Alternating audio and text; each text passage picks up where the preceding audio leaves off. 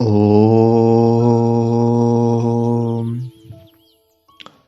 मित्रों, स्वामी मुक्तानंद के चित्त शक्ति विलास से जो उनके अपने अनुभव हैं, साधना काल के जो अनुभव हैं, उनकी कड़ी के आगे मैं बताता हूँ। पिछले लेक्चर में आपने सुना ही होगा कि उनको पहले ध्यान कैसे लगता था, रक्तेश्वरी, तंद्रालोक, फिर इंद्रिय विकार। अब उसके आगे बताते हैं कि इनको एक सर्पदंश का भी ध्यान हुआ। वो कैसे था, कैसे कब हुआ, इसको मैं बताता हूँ।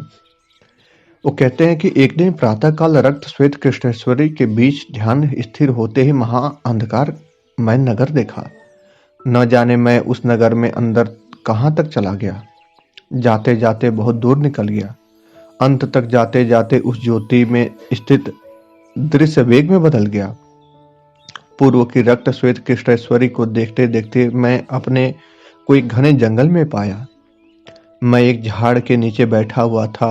एक काले नाग ने तीव्र वेग से आकर मुझे दंश मारा। उसका विष मेरे शरीर में फैल गया, जिससे मेरा अंत समय निकट आ गया। इतने में येवला का एक भाई, जो मेरे स्नान की व्यवस्था करता था और कभी कभी भोजन भी बनाता था, वह आया। उसने मेरे लिए परशिव से प्रार्थना की। प्रार्थना के पश्चात मैं विषग्रस्त संकटपूर्ण अवस्था से उठा। यह सब नाटक के दृश्य के समान हुआ था और उसकी स्मृति अब तक है। तदनंतर एक साधना संबंधी पुस्तक पढ़ी। पुस्तक पढ़ने पर मुझे मालूम हुआ कि ध्यान में सर्प का डसना सिद्ध योग मार्ग में एक महान अभय चिन्ह एवं दृष्टांत है। यह इसका द्योतक है कि साधक का ध्यान मार्ग उत्तरोत्तर और भी आगे बढ़ेगा। अब ध्यान कभी श्वेत के मध्य तो कभी कृष्ण के मध्य होता।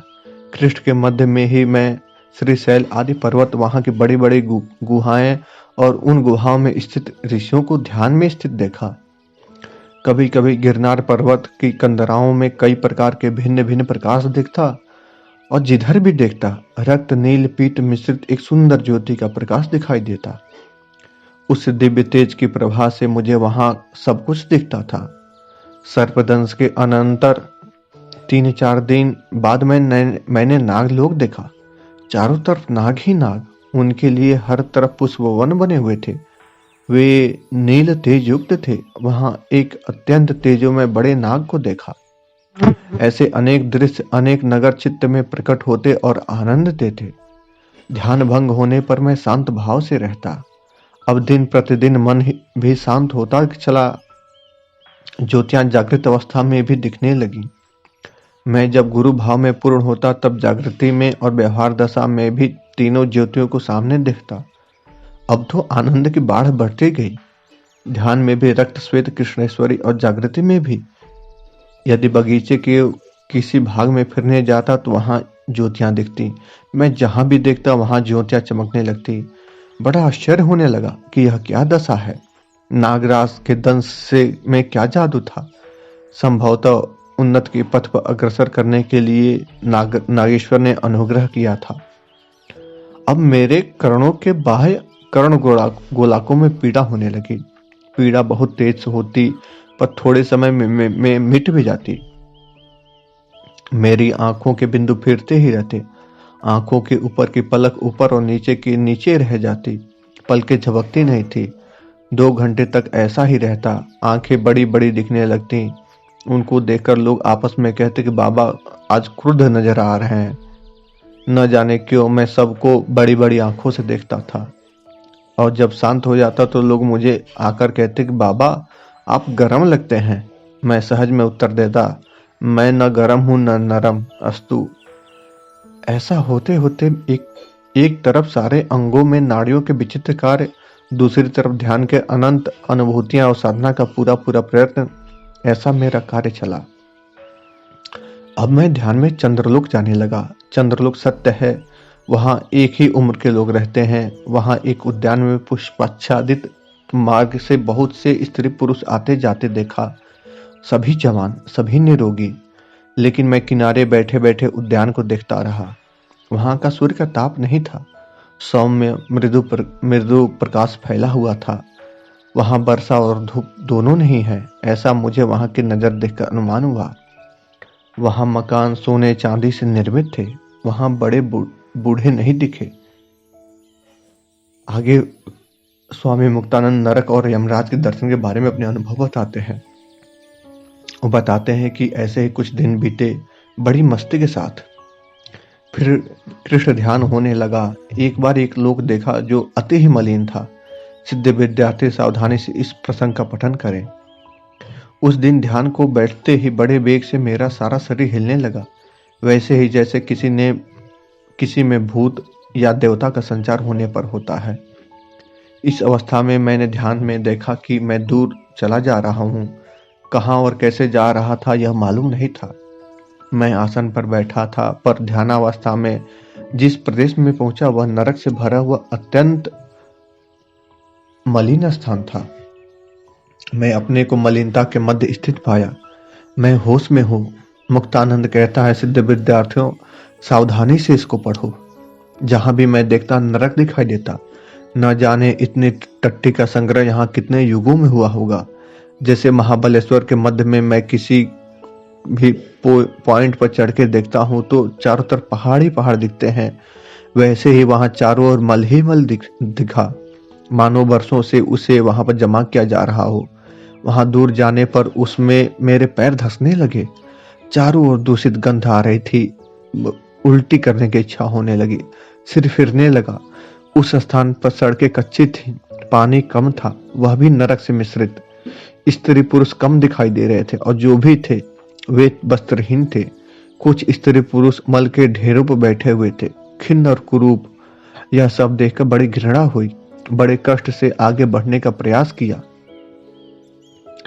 वहां प्रकाश तो था पर सूर्य नहीं दिखाई दे रहा था।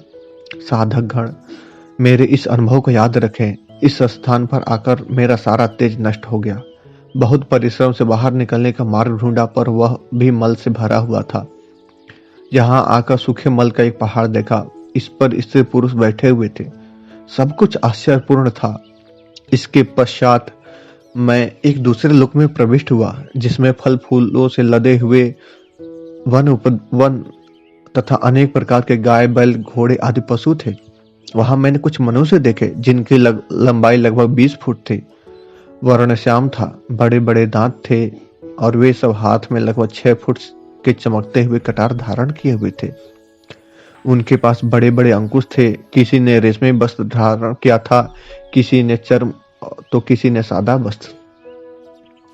सबके नेत्र क्रोध से लाल लाल दिख रहे थे। इस लोक में कोई भी स्त्री नहीं थी, जिससे मुझे बड़ा आश्चर्य हुआ। वहां मैं लगभग 20 फुट लंबे काले काले भैंसे देखे। तदनंतर मैंने एक अत्यंत आकर्षक सरोवर देखा, जिसके चारों ओर सुंदर पक्षी चहचहा रहे थे। पास में ही एक सुंदर नदी बह रही थी। चारों ओर तीव्र प्रकाश था। सूर्य का था या किसी अन्य वस्तु का पता नहीं। इस प्रकार के मध्य फूलों से सजे हुए कृष्णवर्ण के भैंसे के ऊपर रेशमी चद्दर पर बैठे हुए एक काले रंग के देवता को देखा। भैंसे के सींग सोने से मढ़े हुए थे और पांव में सोने के पायल थे। देवता ने लाल रंग की रेशमी धोती पहनी थी, गले में यज्ञोपवीत धारण किया हुआ था और सिर पर रत्न जड़ित मुकुट था। वे मुझसे लगभग 10 फीट दूर थे। मैं उनको देखकर मुस्कुराया और मेरी ओर अभय हस्त करते हुए मुस्कुराए। कुछ ही समय बाद 2 यमदूते ने मुझे आकर नरक के बीच में से वापस ले जाकर बाहर निकाला। मैं आनंद विभोर हो गया कि मुझे यमराज के दर्शन हुए थे। अब ध्यान भंग हो गया। कुटी के बाहर आया। हृदय शुष्क हो रहा था। पानी पीने का प्रयास किया पर उल्टी आने लगी। हृदय ग्लानि से भर गया। 3 दिन तक भोजन नहीं कर सका। अब भी इसका स्मरण होते ही मन में ग्लानि होती रहती है। इस प्रकार ध्यान लगते लगते पुनः एक वेग आ जाता। जिह्वा ऊपर लटकती, आंखें ऊपर गिर जाती और बाहर प्रकट ज्योति के दर्शन होते। ऐसा चलता रहा। ध्यान आगे बढ़ता रहा। बीच बीच में ध्यान का अति तन्मय अवस्था आ जाती। उस तन्मय भाव में हृदय में मौत का भय उठता। अभी मर जाऊंगा, अभी मर जाऊंगा, ऐसा भय लगते ही ध्यान भंग हो जाता। कभी कभी हृदय आकाश में अंगुष्ठाकृति दिव्य ज्योति के दर्शन होते। इससे मैं बड़ा खुश भी हो जाता। अब ध्यान का क्रम यह हो रहा था कि तंद्रालोक में जाना, बाहर की सभी चीजें मिश्रित ज्योति में देखना और मरने के भय से ध्यान का भंग होना। और इस प्रकार मेरी साधना चलती रही।